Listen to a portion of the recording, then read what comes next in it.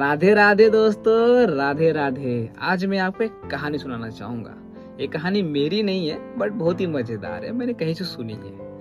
तो एक पंडित जी हुआ करते थे, वो कृष्ण भगवान की बहुत पूजा करते थे और हमेशा उनका मुख प्रसन्न हुआ रहता था कृष्ण भगवान जी का नाम सुन के, उनकी पूजा करके। तो एक दिन उनके मन में आया कि मैं अपने कृष्ण भगवान के लिए, जो मेरे आराध्य है, जो मेरे सबसे प्रिय है, मैं उनके लिए फूलों का महल बनाऊंगा।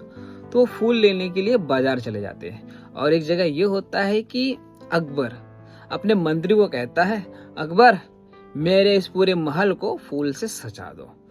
और उसी समय पंडित जी बाजार गए होते हैं फूल लेने के लिए माली के यहाँ, और माली से फूल खरीदते हैं और पैसे उसको देते हैं। उसी समय अकबर का मंत्री वहां पहुंच जाता है और माली को बोलता है, माली ये फूल मुझे दे दो। पंडित जी बोलते हैं, नहीं भैया, ये फूल तो मैंने खरीद लिया है, आप कोई दूसरा फूल ले लो। तो मंत्री चिल्ला के बोलता है, तुमको पता मैं कौन हूं? मैं यहाँ के राजा का मंत्री हूं।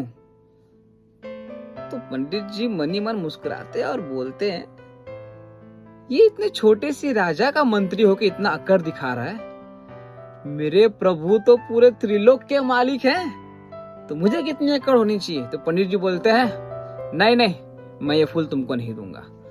तो मंत्री बोलता है, मालिक तुम मेरे से 2 रुपया ज्यादा ले ले, लेकिन ये फूल मुझे दे। पंडित जी बोलते हैं, तू 5 रुपया ले ले, लेकिन फूल मुझे दे। फिर जो मंत्री था बोलता है, 10 रुपया ले ले। पंडित जी बोलते हैं, 20 रुपया ले ले। मंत्री बोलते हैं, 50 रुपया ले ले, फूल मुझे चाहिए। फिर पंडित जी बोलते हैं, तू 100 रुपया ले ले मालिक, लेकिन फूल मुझे चाहिए। अब मंत्री सोच में पड़ जाता है कि अगर ये मैं फूल 100 रुपये में लेके जाऊंगा तो राजा जी तो मेरे को मार ही डालेंगे, खुश तो होंगे नहीं, उल्टा सुना देंगे मुझे बहुत सारी। तो क्या करता है, मंत्री वहां से चले जाता है। फिर जो माली था वो बोलता है, पंडित जी ये फूल तो मैं आपको 100 रुपए में ही दूंगा, चाहे मुझे फेंकने ही क्यों ना पड़ जाए। तो पंडित जी बोलते हैं, देख मैंने तुझे प्रॉमिस किया है, मैंने तुझे वादा किया है कि ये फूल मैं तेरे से लेके जाऊंगा 100 रुपए में, तो मैं लेके जाऊंगा, बस अभी मेरे पास पैसे नहीं है, थोड़ा सा मैं रुक जा। तो पंडित जी घर जाते हैं, वहां पे तो पैसों का बहुत अरेंजमेंट करते हैं। वो अपना घर बार खेत धन संपत्ति सब बेच देते हैं और सारा पैसा जब बेच करके लेके आते तो 100 रुपया होता है, माली को देते हैं, माली ले लो अपना पैसा, फूल मुझे दे दो। वो फूल ले जाते हैं माली जी, पंडित जी खरीद के। तो उनके लिए बहुत मस्त सुंदर सा फूलों का महल बनाते हैं, बहुत ही मस्त बनाते हैं। एक बड़ा सा हार बनाते हैं और एक जगह पे गिरिराज में कृष्ण भगवान जी की पूजा हो रही होती है। वहां पर एक जो पंडित जी थे, उनका नाम था गोसाई जी। गोसाई जी क्या किए कि एक फूलों का हार कान्हा जी को पहनाते हैं, और जैसे ही गोसाई जी फूलों का हार कान्हा जी को पहनाते हैं, कान्हा जी का सर नीचे हो जाता है और कान्हा जी के आंखों से आंसू बहते हैं। आंसू जो थे वो रुकने का नाम नहीं लेते थे। तो फिर जो गोसाई जी थे बोले, जे क्या हो रहा है? मतलब प्यार से, कान्हा जी क्या हो रहा है, क्यों आप अश्रु बहा रहे हो? आप इतने बड़े हो, तीनों लोगों के मालिक हो, आप क्यों अश्रु बहा रहे हो?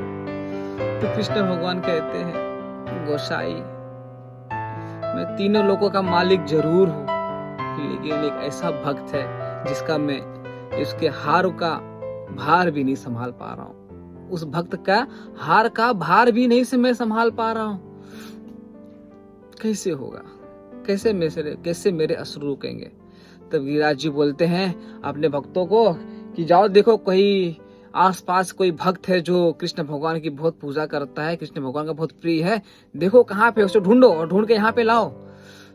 तब सभी लोग जाते हैं बाहर और पंडित जी को खोज के लेके आते हैं, और जैसे तैसे करके उनको तो पता चल जाता है क्या क्या हुआ है। तो जैसे तैसे करके सभी लोग मिलके पंडित जी का जो उन्होंने हर एक चीज को बेच दिया था, वो सब चीज वापस लेकर के आते हैं और पंडित जी को देते हैं। और तभी उसी टाइम की राजी कृष्ण भगवान जी के गर्दन से माला उठा करके वो पंडित जी के गर्दन में डालते हैं। तो कृष्ण भगवान जी का मुख खिलखिला जाता है और उनकी गर्दन से ऊपर हो जाती है और वो हंसते रहते हैं। उनकी प्रतिमा अच्छी हो जाती है, मुंडी उठा के हंसते हैं। तो जो सबके मालिक हैं उनके भी अश्रु बहते हैं, उनके भी अश्रु बहते हैं। अगर कोई भक्त अपना सब चीज समर्पण करके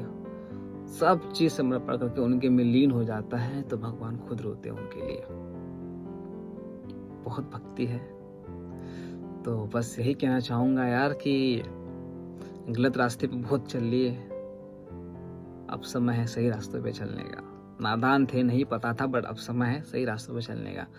तो भजन कीर्तन करते रहिए, राधा राधा नाम जपते रहिए, और हमारे जीवन में प्रेमानंद महाराज जी तो आ ही गए हैं, जिनकी राहों पर चल के हमें ऐसा लगता है कि अब कोई आया है हमें सही राह बताने के लिए। साक्षात प्रभु जी आए हमें सही राह बताने के लिए। तो धन्य हो, धन्य हो।